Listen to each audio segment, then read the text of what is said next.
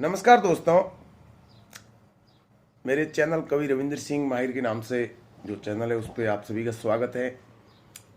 ये एक छोटा सा वीडियो कल घटित एक घटना का है जो बंगाल चुनाव से संबंधित है। बंगाल चुनाव के अंदर एक शेख अहमद करके हैं, हालांकि वो टीएमसी के नेता हैं, तो उन्होंने ऐलान किया एक बड़ी सभा के अंदर, चुनाव चल रहे हैं अभी बंगाल में, कि हम 30% हो चुके हैं और अब हमें चाहें तो इस देश में 4 पाकिस्तान बना सकते हैं। तो आपने नफरत तो बहुत सारे चैनलों पे सुनी होगी, मैं आपको तथ्यात्मक तर्क बताता हूं कि आखिर हमें ऐतराज क्या है।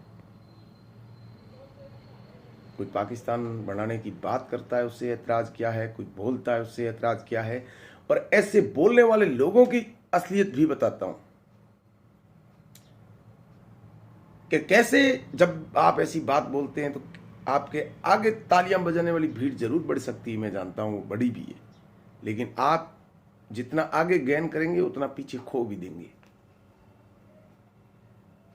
वो टीवी डिबेट के अंदर लाइव पूरी दुनिया के सामने कह रहा है साहब मेरी जुबान फिसल गई, और उधर टीएमसी का नेता कह रहा है कि साहब ये तो हमारा देश, हमारे पार्टी का नेता ही नहीं।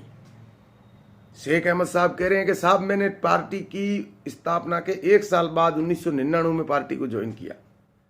टीएमसी कह रहे हैं कि ये हमारा नेता ही नहीं है।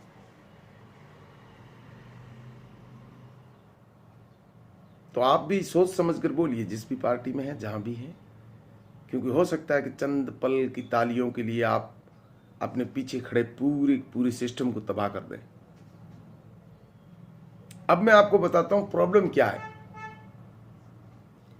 अगर कोई ये कहे कि भाई मैं इस देश को जन्नत बनाना चाहता हूं, तो इसमें आपको प्रॉब्लम क्या है? उनकी नजर में पाकिस्तान मतलब जन्नत, निजाम-ए मुस्तफा का मतलब जन्नत। उनकी निगाह में जिन्ना ने भी यही जन्नत का वादा करके पाकिस्तान को बनाया था। तो अब हमें ऐतराज क्या है? अगर आप, अरे मैं तो कहता हूं इस्लाम धर्म कबूल कर रहे हैं, लेकिन ऐतराज तो सुनो हमारे। हम भी आपके 30 क्यों, पूरे हिंदू सारे मुसलमान बन जाए तो आपको 4 पाकिस्तान बनने की जरूरत नहीं, हिंदुस्तान खुद पाकिस्तान बन गया। प्रॉब्लम क्या है? तो हमें परेशानी क्या है, वो हमारी परेशानी भी तो सुनो। आपकी परेशानी आपको नहीं नजर आती, हमको नजर आती है। पाकिस्तान बढ़ाएंगे साहब, तो पहले जो पाकिस्तान आपने बढ़ाया है उसकी बातें तो सुनो, फिर नए बना लेना, कोई नहीं है, नए पाकिस्तान भी बना लेना, लेकिन जो पहले पाकिस्तान बना है उसमें क्या क्या हुआ? 20 लाख लोग मारे गए, 2 करोड़ लोग घरों से विस्थापित हुए। तो पहले जो ताली बजाने वाला मुसलमान जो आगे उसकी भाषण पे ताली बजा रहा है, उससे एक बार जाके उससे पूछो कि क्या तैयार हो तुम तैयार हो अपने घर छोड़ने के लिए? तुम तैयार हो अपने बच्चों की जानें देने के लिए? और इतना सब करने के बाद जो हासिल होगा वो भी दिखा देते हैं आपको, क्योंकि आप बंगाल में ज्यादा बाहुल्य क्षेत्र हैं, आपने चलो वहां पाकिस्तान बना लिया, तो राजस्थान के किसी गांव के अंदर 5 मुसलमान रहते हैं, उनका क्या होगा? भाई पूछो तो सही। क्या वहां से वो मुसलमान वहां आपके देश में आएंगे जो 4 पाकिस्तान बनेंगे? नहीं। या फिर आप यहां आओगे, या यहां जो हिंदू रह रहे हैं उनका क्या करोगे? आपका प्लान क्या है सर? क्लियर तो करें। मुंह से तो बोल दिया आपने, फिर कह दिया मुझसे गलती हुई, लेकिन गलती नहीं हुई सर। उसको कुछ लोग कह रहे थे तो बावड़ा इंसान है। वो बावड़ा नहीं, वो वहां पर भी एजेंडा चला रहा था। वो जरूर कह रहा था कि मेरे मुंह से निकल गया, लेकिन वहां टीवी पर वो लाइव में एजेंडा चला रहा था। वो कह रहा था कि हम तो यहां पर हिंदू मुस्लिम दलित सभी भाई भाई की तरह रहते हैं। ओए भाई कितनी प्यारी लाइन कही, लेकिन लोगों के समझ में नहीं है। अरे भाई दलित और हिंदू में फर्क कहां है? वो हिंदू समाज को वहां पर भी अपने माफीनामा में भी हिंदू समाज को तोड़ने की बात कर रहा था। कह रहा था कि हिंदू दलित और मुसलमान हम यहां भाई भाई रहते हैं। ये एजेंडे आपके जहनों में इतनी चालाकी और मक्कारी के साथ आपके दिमाग को हम भरते हैं, आप समझ भी नहीं पाते। किसी को इस बात पर क्या इतराज हो सकता है, लेकिन मुझे हुआ, मैं नहीं पहुंच पाया, मैं छोटा कार्यकर्ता हूं। मैं कहता अगर पत्रकार होता तो कि भाई तुम और हिंदू भाई भाई रहते हो, बाकी दलित कहां से अलग हो गया हिंदुओं से। फिर आप ये कुर्बानियां दे भी देते हैं। चलो ठीक है सर, एक बार आपने कह दिया, बहुत सारे, शायद मुझे लगता है कत्लेआम तो करना पड़ेगा, क्योंकि घर तो कोई आसानी से छोड़ता नहीं है, और सारे मुस्लिम बिखरे हुए हैं, सारे हिंदू बिखरे हुए हैं, तो बहुत बड़ी संख्या में लोगों का पलायन होगा। और ये सारी मथापच पहले हो चुकी है इस देश में, और उससे बने हुए देश की आप हालत तो देखो। भुखमरी के कगार पे हैं, गधों से पानी ला रहे हैं, सेना से ज्यादा आतंकवादी संगठन काम कर रहे हैं, लाइट उनके है नहीं, पानी उनके है नहीं, जिंदगियां जहन्नुम हो रखी है। बाप दादा भाई चाचा बेटा पोता सभी एक ही मंडप में बैठ के, कोई दूसरी शादी कर रहा है, कोई तीसरी कर रहा है, कोई चौथी कर रहा है। अंधाधुंध बच्चे पैदा किए जा रहे हैं, कह रहे हैं कि इस दुनिया में आपकी परीक्षा है, आपके उनके मौलाना। अब मेरे पास एक पड़ा है, चलो ठीक है, सॉरी, मैं आपके लिए प्ले कर देता हूँ। दिखाने का तो क्या मतलब है, मौलाना का वीडियो आप ढूंढ लेना, मैं झूठ तो बोल नहीं रहा हूँ। कम दर्जे की जो हूर होगी वो सुनो जरा उसका तस्करा। तुम यहाँ मैली कुचैली बीवियों को पाकर अल्लाह को भूल जाते हो, चलो मैं और सड़ी गली औरतों के ऊपर दिल फेंकते हो ना कि तुम आशिक हो गए, इश्क हो गया, लब हो गया, मैं लब करता हूँ। मैं नाम भी सुनो, जो जन्नत में तुम्हारे लिए अल्लाह अज़्ज़ व जल ने तैयार की हुई, और तुम खुजड़ों खसरों तवाइफों की सुना भी नहीं सकते, इसने भी बीप कर दिया। पाकिस्तान बना के फिर ये करना चाहते हो? ये क्या कह रहा है? ये कह रहा है ये मैली कुचेली गंदी, पता नहीं भद्दी भद्दी, मतलब तो वो तो आपकी माँ भी हो सकती है, आपकी बेटी हो सकती है, आपकी बहन हो सकती है, आपकी पत्नी हो सकती है, उसके बारे में इतनी भद्दी बात।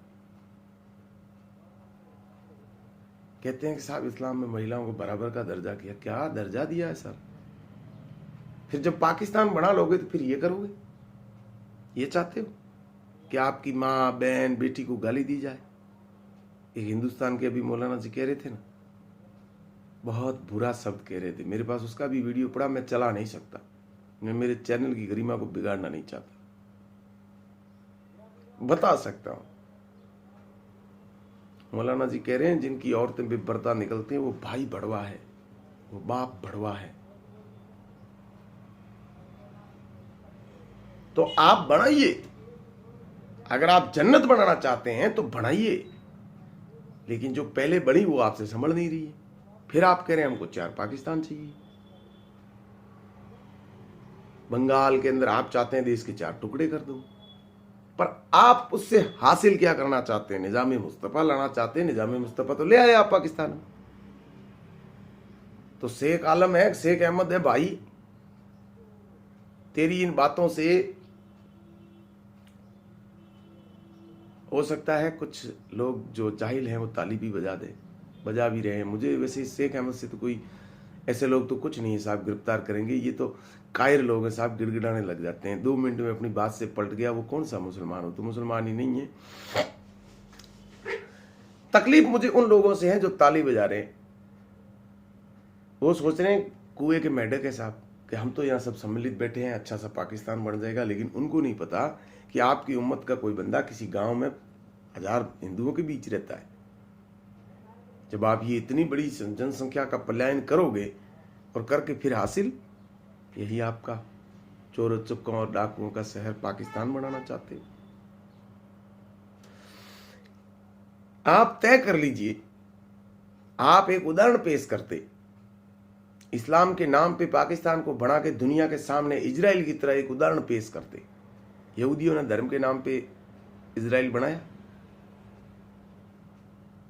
दुनिया का उनका सैटेलाइट सिस्टम उनका खुद का, दुनिया की अत्याधुनिक सारी सुविधाएं उनके देश में, दुनिया के 250 पैटेंट वहां के वैज्ञानिकों के नाम, तकनीकी में नंबर 1, सेना में नंबर 1, इंटेलिजेंसी में नंबर 1, और रहने में नंबर 1, आजादी में नंबर 1, मानवता में नंबर 1। तो फिर दूसरा इजराइल बनाने का प्रयास किया जा सकता, जिसको आप सबसे ज्यादा यहूदियों को गाली देते हो, नोबेल पुरस्कार में नंबर 1, साहित्य में नंबर 1। ऐसा अगर आपने जन्नत बना दी होती पाकिस्तान,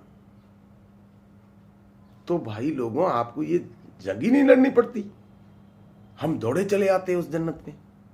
भाई यहां से लोग भाग के जाते हैं ना, लेकिन पाकिस्तान से लोग भाग भाग के फ्रांस जा रहे हैं, गला काट रहे हैं लोगों का। पाकिस्तान से भाग भाग के लोग, कोई ऑस्ट्रेलिया में जा छुपा है, कोई भाग रहा है कनाडा की तरफ, कोई कहीं भाग रहा है। आपकी जन्नत से तो साफ भाग रहे हैं लोग। जन्नत में तो लोग आते हैं, आपकी जन्नत से तो लोग भाग रहे हैं। तो कब देखोगे ये? और हिंदुस्तान के मैं मुसलमानों से भी एक सवाल करना चाहता हूं, आप उसी कत्लेआम के लिए तैयार हैं? जवाब जरूर देना, जो भी मेरे बहुत कम लोग देखते हैं। आप उस कत्लेआम के लिए तैयार हैं?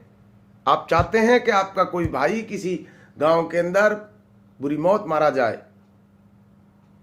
हिंदू तो ऐसा कह नहीं रहे हैं, तो हिंदुओं को तो मैं क्या सवाल पूछूं? वो तो कह रहे हैं हमारी तो जान बख्श दो जानू। हमें तो वो यती महाराज कह रहा भाई हमको जीने दे दो, बस इतना बड़ी मेहरबानी होगी आपकी। और दोगलापंथी की तो इंतहा कर दी सर। वसीम रिजवी ने 26 आयतों को कुरान से बाहर करने की बात की, हमने नहीं की। ये हमारा तो कोई दोस्त है नहीं। आपके ही एक मौलाना आए, बोले मैं 11 लाख रुपए इस व्यक्ति की गर्दन काटने के लिए दूंगा। तो कुछ पैसे तो मैंने जोड़ दिए हैं, कुछ पैसे मैं मेरी उम्मत से मांगूंगा, और फिर भी कम पड़े। देखो सर, वो बोल रहा है, उसका वीडियो पड़ा, मैं नहीं बोल रहा, तो मैं अपने बच्चों को बेच दूंगा। उसके खुद के मुंह के, पता नहीं वो किस फ्लो में बोल गया। ये इतनी बुरी बात है साहब, इतनी बुरी बात है, मैं कल्पना करके ही हैरान हूं। कैसे कैसे लोगों से जैसे मांगने जाएंगे, साहब मुझे 1 लाख रुपए कम पड़ रहे हैं, गाड़ी लेनी है, बंगला लेना है, कार लेनी है। वो जाएंगे साहब मुआसरे में कि साहब 1 लाख रुपए कम पड़ रहे हैं, क्या करना है? कि कुछ नहीं, बस एक आदमी गर्दन काटनी, वसीम रिजवी की, कि भाई कुछ दो तो मैं दे दूं। तो मैं तो बच्चे बेचने के लिए तैयार हूं। उसमें बच्चे भी हो सकते हैं, बच्चियां भी हो सकती है। मतलब आप अपनी ही बेटी की इज्जत नहीं कर रहे हैं सर, आप अपने ही बेटे की इज्जत नहीं कर रहे हैं। हम कोई सवाल नहीं उठा रहे। आपने कहा कि मैं बच्चे बेचने के लिए आ रहा हूं, तो औलाद में तो सब आ जाएगा, बच्चा बच्ची। ये कितनी बेहुरमती वाली बात आपने कर दी। सारे मुस्लिम तालियां बजा रहे थे। मैं हैरान था, कोई पूछ क्यों नहीं रहा भाई इससे, कि भाई तू किसी की गर्दन काटने के लिए। और इसमें भी दोगलापंथी की तो भाई चरम हदों पे हैं आप, कि हम बहुत शांति प्रिय लोग हैं साहब, हमारा मजहब बहुत ही शांति प्रिय है। जाके दुनिया के कोने कोने में कह दो ये लोगों से कि हम बहुत शांति प्रिय लोग हैं, और जो न माने उसकी सर तन से जुदा कर दो। ये है आपकी शांति? मुझे तो नहीं लगता इस कत्लेआम के लिए कोई तैयार है। कोई है मोमिन तो एक बार विचार जरूर कीजिएगा कि जो ये आप कुर्बानियां देके जो हासिल करोगे, एक बार विजिट कराएं पाकिस्तान। आप फिर 4 दोजक बनाने की बातें कर रहे हो, जन्नत के नाम पे अपनी ही कौम को दोजक देने जा रहे हो।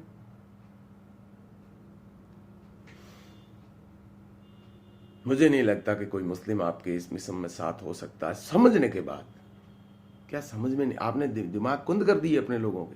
वो ताली तो मार रहा है, लेकिन वो आकलन, वो आंकड़े, वो सोच उसके दिमाग में अभी काम नहीं कर रही। होता ऐसा है कि मुस्लिम कई ग्रुपों में मैं ऐसे ट्राइज वगैरह करता रहता हूं, कोई चीज बंदा डालता है, वो मुस्लिम भी उसको ओके कर देते हैं। कई बार उनको समझाना पड़ता है उनको। जैसे एक हिंदू भाई ने डाल दिया ग्रुप में कि मैं तो सेकुलर आदमी हूं, मानवता से बड़ा कोई धर्म नहीं है, और ये जितने भी धर्म हैं ये सब हिंसा का कारण है, इसलिए मंदिर मस्जिद का झगड़ा खत्म कीजिए, मंदिर जाना बंद कीजिए, ये जितने भी धार्मिक त्यौहार हैं यही हमारे उन्माद का कारण है, तो बंद कर दीजिए। कृष्ण यात्रा, ये भगवान यात्रा, ये ताजिया, ये मोहर्रम। मुझे पता था इस पर ये लोग हाँ कर देंगे, लेकिन मैं पहले ही बीच में टपक पड़ा। इनका भोले लोगों, मैं तो तैयार हूं, आप, क्योंकि मेरे तो किसी हिंदू भाई ने तो अपना सारा बोरिया बिस्तर बांध के उसने तो धर्म को समेट दिया, ये अच्छी बात है, ठीक है। लेकिन मुस्लिमों से पूछो कि आप ताजिया बंद करना चाहते हैं, आप अपने धर्म के बारे में लिखिए, अच्छी बात है, आपने तो अपने धर्म को त्याग दिया, पर वो सामने वाला तैयार है कि नहीं, पूछ लीजिए। तो इतने लोग हैं भाई, बताइए, नबी करीम सल्लल्लाहु अलैहि वसल्लम के सुन्नत को पूरी करेंगे या इस मानवतावादी की सुनेंगे? उन्होंने कहा थू है ऐसे आदमी पर।